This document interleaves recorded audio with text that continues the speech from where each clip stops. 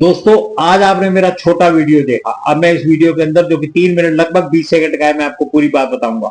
मैं बिटन सिटी के हाईवे के ऊपर खड़ा हूं, आप ये देख रहे हैं, और दूर दूर तक आज मैं आपको दिखाऊंगा कि किस तरीके से एंक्रोचमेंट नहीं कह सकते इसको कहा जाता है सरकार के साथ धोखा। सरकार के साथ धोखा कर रही है अधिकारी, और यहाँ के लोकल नेता, बोले तो पार्षद बहुत हद तक शामिल हो सकता है इसके अंदर। साहब, इन जमीनों के ऊपर जो एग्रीकल्चर लैंड रही, जो टाउन एंड कंट्री प्लानिंग के द्वारा कवर कर ली गई, जिनको मुआवजे दिए दिए गए हाईवे के द्वारा, फिर भी इन लोगों ने इस जमीनों पे कब्जे करके इसको किराए पर दे दिया।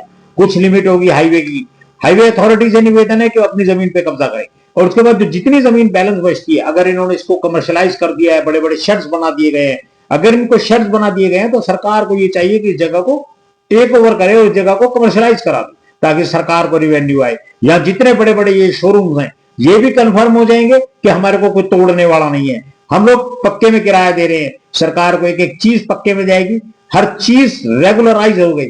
नुकसान होगा तो उन लोगों को जो लोग सरकार के साथ चोरी कर रहे हैं, चाहे वो टैक्स की चोरी है, चाहे वो जीएसटी की चोरी है, चाहे वो किसी और रूप से भी चोरी है। ये अभी आप देख रहे हैं, कालका से जा रहा है पंचकुला की तरफ हाईवे।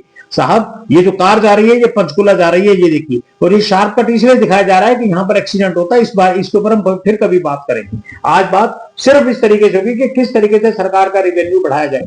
सरकार के अधिकारी, बोले तो कालका परिषद के अधिकारी, बोले तो कालका परिषद का एसडीओ, बोले तो दीपक सुखीजा, अगर वो व्यक्ति चाहे तो यहां पर बहुत कुछ कर सकता है। ये सरकारी स्कूल है, ये देखिए सरकारी स्कूल की बाउंड्री सरकार सड़क से कितनी दूरी पे है।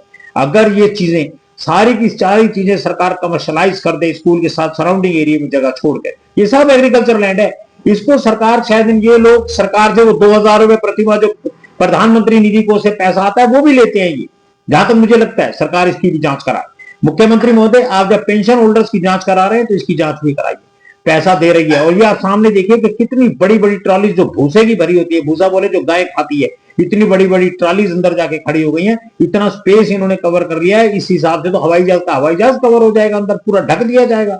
साहब, टैक्स ले सरकार इनसे, और 100% रिले टैक्स इनसे। कमर्शलाइज करो, देने वाले को भी फायदा और लेने वाले को भी फायदा और सरकार को भी फायदा। साहब, अगर कहीं कहीं थोड़ा सा नुकसान हो सकता है तो वो इन लोगों को जिनकी ये जमीनें हैं, अब वो जमीनें कागजों में बोल रही हैं कि नहीं बोल रही, ये भी जिम्मेवारी सरकार की तय होती है कि इसको जांच करें। साहब, हमें अपना रेवेन्यू बढ़ाना है, हमारे खर्चे होते जा रहे हैं। जिस तरीके से हम लोग अपने खर्चों के ऊपर अगर काबू नहीं करेंगे तो नुकसान में आएंगे। शिक्षा क्यों नहीं दे सक रहे हैं हम लोग? क्योंकि हमारे पास कहीं ना कहीं हो सकता है खर्चों का दिक्कत आती है हमारे पास। और ये लोग जो नाजायज रूप से सरकार के अंदर अपनी जमीनों पर ही चाहे, लेकिन नाजायज रूप से वसूली कर रहे हैं, सरकार इनके ऊपर कब्जा करे आगे। मेरा पुनः निवेदन है, एसडीओ दीपक सुखीजा जी, आप निकले अपने एयर कंडीशन कमरे से बाहर और चेक करें। और संजीव कौशल, यहाँ पे बीजेपी के पार्षद हैं, उनकी भी जिम्मेवारी ये तय होती है कि सरकार के रिवेन्यू में ज्यादा से ज्यादा पैसा दिलवाए।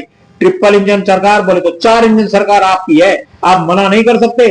मेरा तो ये पुनः फिर निवेदन है, सीएम साहब, इसकी जांच आप अपने लेवल पे कराइएगा। धन्यवाद।